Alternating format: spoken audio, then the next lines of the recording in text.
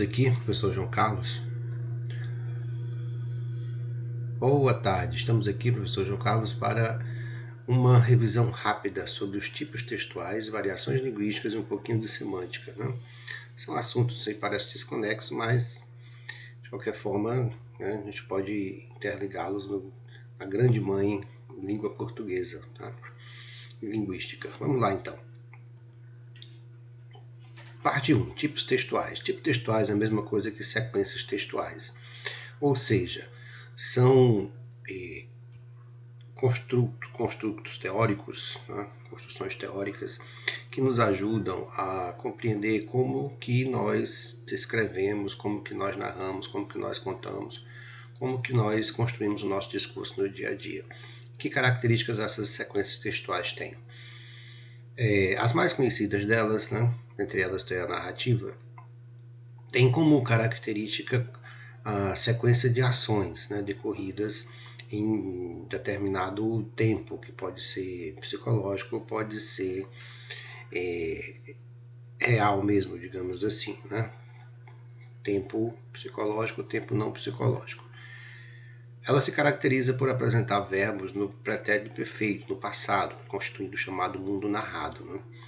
E também, na sequência narrativa, nós temos a presença de personagens inseridos no espaço real e no espaço virtual. Espaço real seria aquele espaço mesmo, né, do nosso dia a dia, uma praça, uma cidade conhecida, né? O espaço virtual seria um espaço criado, né, pela imaginação do escritor, pela imaginação do autor.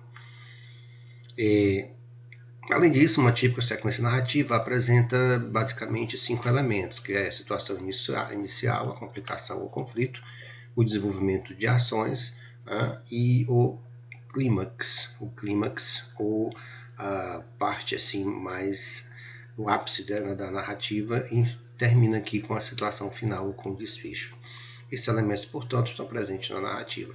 Exemplos de narrativa são uma novela na televisão, uma notícia no jornal, né, na revista, no site eletrônico, uma história que você conta porque você viu, né, de um acidente, de uma festa, de algum evento que você presenciou, que vai contar para uma amiga, para um amigo. Isso aí, portanto, é a narrativa. A narrativa, portanto, tem personagem, espaço, tempo e ação, que ocorre num espaço durante determinado tempo. Certo? Vamos lá. Sequência textual e tipo textual descritivo. A sequência descritiva, ao contrário da narrativa, não apresenta aquele aspecto temporal, ele é atemporal. O que ele apresenta, na verdade, é a exposição de diversos aspectos, utilizando por base os sentidos do corpo humano, audição, olfato, tato, visão e paladar, para, por intermédio disso tudo, dar detalhes a respeito do ambiente, dos personagens, das ações, a respeito de dar detalhes, né, descrever, fazer um retrato falado, né, ouvido e escrito, digamos assim, desse personagem, desse espaço, desse tempo. A sequência descritiva ela vem sempre colada com a narrativa, né, ou com a exposição. A sequência descritiva geralmente não acontece sozinha como texto. Ela é um auxiliar. Os antigos romanos diziam que ela era escrava da narração, né? Descrição é escrava da narração. Ao se fazer a descrição de um personagem, por exemplo, você pode dizer, como Alencar disse, que Iracema era virgem dos lábios de mel, que tinha os cabelos negros como a asa da graúna e compridos como o talho da palmeira, né? Então aí você está fazendo uma descrição. Descrição do personagem, descrição da coisa, do quadro, do objeto e assim por diante. Outro tipo aqui de sequência textual é a exposição, né, ou sequência expositiva. A sequência expositiva é uma sequência sintética, ou seja, ela caracteriza pela exposição objetiva, racional, lógica, né, do processo de composição que afirma um sujeito e um predicado, né, e dado um predicado. Está muito presente em textos como o da Wikipédia. A Wikipédia é toda construída prioritariamente a partir de textos expositivos, né? Então, o artigo, né, o ensaio da revista científica, da enciclopédia, é basicamente expositivo, tá certo? Não emite opinião, são enunciados de identificação de fenômenos. Ao contrário da expositiva, a sequência argumentativa apresenta uma sequência de enunciados que tem a oportunidade, né, de se trazer a opinião, tá? Se dar a opinião, sustentar a opinião a respeito de determinado fenômeno. Então isso é muito interessante você observar que na sequência argumentativa, quem está falando, quem está escrevendo, tenta sustentar o seu ponto de vista ou se contrapor ao do interlocutor, de modo que, ao final das contas, ele consiga convencer o outro de que tem razão. A sequência argumentativa é utilizada, por exemplo, nos discursos nas câmaras estaduais, federais, né, municipais, etc., por vereadores, senadores, deputados federais, deputados estaduais, utilizam muito isso aí, e no dia a dia também, nos jornais, quando há certo debate, né? Outra sequência muito comum é a sequência injuntiva. Essa sequência injuntiva se caracteriza principalmente por apresentar verbos no modo imperativo. Isso quer dizer que ela tem por objetivo dar ordem, instruir alguém, né? Dar conselho, o convite ou sugestão. Isso aí está presente nos manuais de instrução, na bula de remédio, na receita culinária, nas ordens que vem lá nas capas das provas, né? Quando você recebe, está fazendo um concurso, aí vem aquela sequência de ações que você deve fazer para conseguir chegar ao final do processo, né, com o resultado esperado. Também acontece quando você quer montar alguma coisa, quando você quer montar algum objeto, né? Quando você quer, por exemplo, fazer alguma coisa no computador ou no celular e não sabe como, e aí acessa um texto na internet, o texto vem dizendo como é que deve ser feito aquilo, a injunção.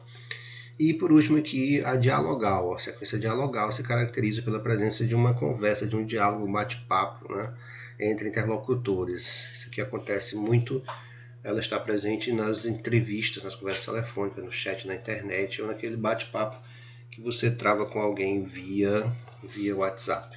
É a sequência dialogal. E tudo isso, claro, né, depende do objetivo que você tem em mente, né? Você vai usar um ou outro dependendo do que você quer, certo? Vamos agora para a parte 2 da nossa aula aqui de revisão.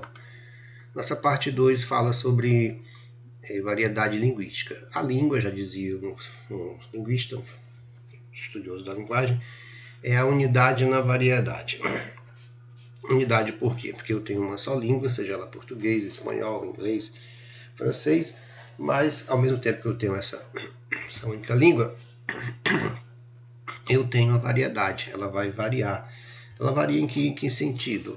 Ela varia no sentido de que as expressões, as manifestações lexicais, ou seja, as palavras, as estruturas sintáticas que eu utilizo em determinado momento, ou em determinado local, ou determinada pessoa utiliza, essas estruturas todas não são a mesma, não ocorrem do mesmo jeito em todos os locais, em todos os espaços, né?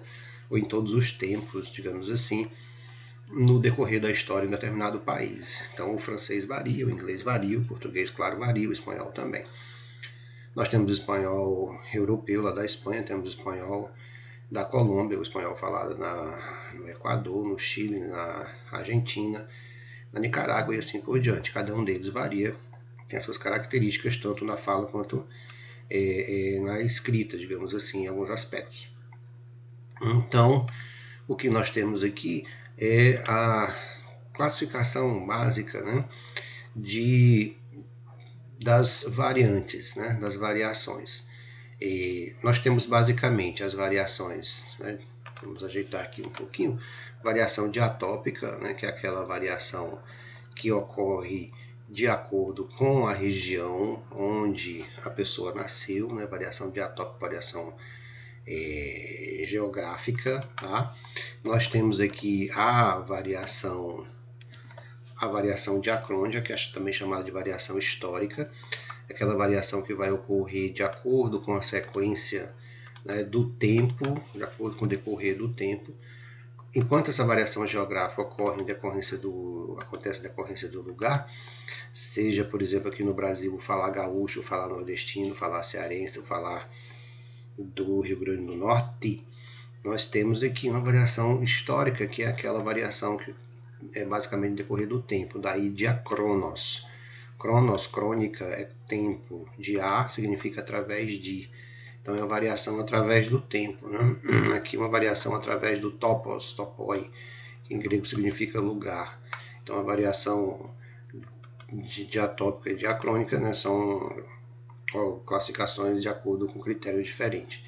Já essa variação aqui, diastrática, que ocorre através do extrato social, dependendo aqui da pessoa ser classe A, B, C ou D, nós temos aqui um extrato social. Então, o extrato social está relacionado também à questão da escolaridade, então é interessante você observar que a pessoa vai ter uma variação de fala dependendo da camada social em que ela nasceu, que ela frequentou, e também, né, do quanto ela estudou. Então, tudo isso aí está interligado, tudo isso aí é importante na hora de você determinar, tá certo, aquela variação.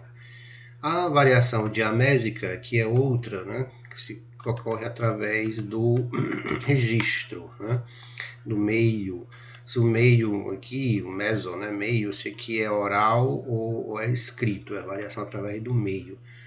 O meio oral, ele é, digamos assim, mais simples, né? As estruturas às vezes são mais simples, as palavras são reduzidas, como por exemplo, você pode falar a palavra pra, ao invés de para, está, no escrito se transforma em tá, né? Vamos em boa hora, com o tempo se transformou em vambora, depois vambora, bora e bó, né? Tá? Existem muitas reduções, por exemplo, na linguagem no meio, né, oral, né, em relação ao meio escrito. Então, a famosa diferença entre fala e escrita. Daí a necessidade de se dominar, né, o código escrito de acordo com a norma culta, tá certo? Essa é a variação que depende do meio.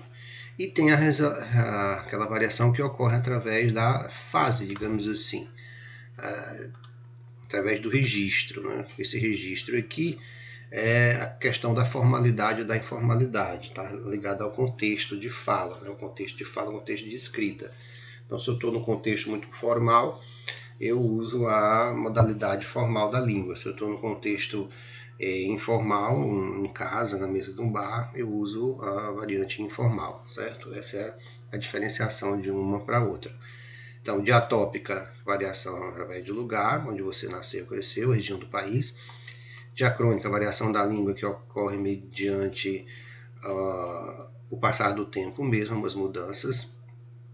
Variação diastrática, aquela que ocorre diante do extrato social das camadas sociais, a que eu pertenço, A, B, C, D ou E, camadas socioeconômicas. Diamésica é aquela que ocorre em relação ao uso oral ou escrito, e diafásica é aquela que ocorre em relação ao registro. Isso, portanto, aí Em relação à diafásica, nós temos esse gráfico aqui, este quadro, que mostra, né, através de uma forma bem interessante, o contínuo entre a variação menos formal, subindo aqui na diagonal até a mais formal, a modalidade oral e a modalidade escrita, né? Então aqui com Bowen fala aqui que a modalidade oral mais familiar seria, e mais informal, que seria informal no caso, seria a conversa privada familiar, é bem informal, né? Ou menos formal, mesma coisa. Conversa entre amigos, conversa entre colegas de não muito íntimos, uma conferência, uma palestra, um sermão. Então, em cada situação em que você está, você precisa se adequar e utilizar a modalidade oral como uma roupa. Essa modalidade aqui, diafásica, de registro, formal ou informal, equivale à roupa, né? Dependendo do lugar onde você está, você usa uma roupa mais simples, uma roupa mais à vontade ou não. Certo? Vamos agora para a parte 3, finalizando aqui, que é a parte de semântica, né? Então, nós utilizamos a nossa língua no dia a dia, nos nossos mais diferentes contextos, formais e informais, mas para isso nós precisamos atentar para a questão da significação e até das ambiguidades, né? Então, é fato que duas ou mais palavras possuem significado diferente, né, mas serem muito parecidas no som, mas são muito parecidas, né, no som ou na escrita. Isso aqui é o que a gente chama de parônimo, né, parônimo de parecido. Exemplo, aquele incidente foi motivo para sua demissão, o acidente foi fatal. Então, incidente e acidente são palavras muito parecidas, daí a gente chama de parônimos. Também são parecidas, por exemplo, a palavra descrição e a palavra descrição, né? São muito parecidas. Então, são palavras que você precisa dispensa e dispensa, né? Você precisa ficar de olho, porque uma é com E, outra é com, né, I, despensa e dispensa. Tráfego na rua de carros e o tráfico de animais, o tráfico de drogas, o tráfico ilegal. Um é com E, outro é com I, né? Tráfico e tráfico. Aqui eu estou listando aqui sem o contexto de uso, sem a frase, mas você pode imaginar muito bem aqui uma frase para cada uma delas, né? Aqui, ó. Então nós temos aqui a palavra acento com 2 S e acento com C somente, né? Aqui com 2 S aqui, o acento de eu ficar sentado, né? Ficar sentado. E este acento com E aqui é o acento gráfico, o acento circunflexo, o acento agudo. Então, essa é a diferenciação. Seção com 2 S aqui vem do verbo ceder, que é eu fazer a doação, a cessão do terreno para uso, né? Para usufruto do governo, por exemplo. Essa seção aqui do meio é uma parte, um pedaço, né?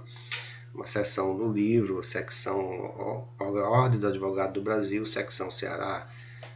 Então aqui eles usam secção, a separação, aquela parte, né? A seção com 2 S é a reunião, que essa reunião aqui é a seção espírita, é a seção do plenário, da Câmara dos Deputados, da Câmara dos Vereadores e assim por diante. Aqui embaixo, concerto com C e concerto com S, né? Esse concerto com C aqui é o concerto musical, com violoncelo, com cello, né? Com piano, etc. Esse concerto com S aqui é eu mandar ajeitar alguma coisa que quebrou. O conserto do meu relógio, o conserto do meu computador, o conserto do meu celular. Aqui também algumas palavrinhas, não é substantivo no caso, né? A fim de separado e a fim junto, né? Esse a fim de separado aqui significa com o objetivo de, com a finalidade de. Então, estou indo à praia a fim de pegar um bronzeado que há muito tempo não tem, né? Esse a fim de aqui.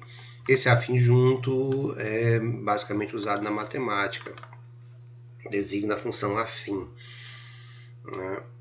A função é um tipo de função, tanto a função quadrática, a função exponencial, e tem aqui uma função afim. Isso aqui é uma função afim, é aquela funçãozinha da linha reta, né? Da matemática que se usa basicamente. A palavra que mais se usa que é filha da palavra afim, é a palavra afinidade, né?